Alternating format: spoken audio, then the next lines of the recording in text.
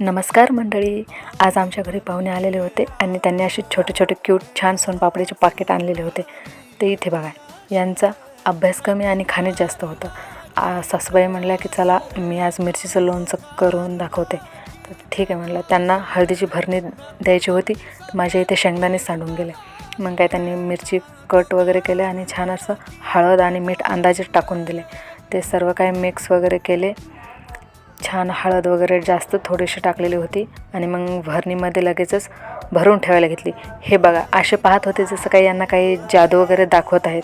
मग इथे छान घासून वगैरे घेतलेली कोरडी भरणीमध्ये मिरच्या वगैरे टाकून घेतल्यानंतर रुद्रांश झोपेतून उठला आणि त्याला लगेचच खाऊ वगैरे घातलं, कारण की जेवण करून त्याला ट्युशनला जायचं होतं. इथे ट्युशनला निघाला. याचे बघा, ट्युशनला जाताना रोज असे नाटकं सुरू राहतात. मग काय ट्युशनला गेल्यानंतर चला म्हटलं झाडून वगैरे घेतलं.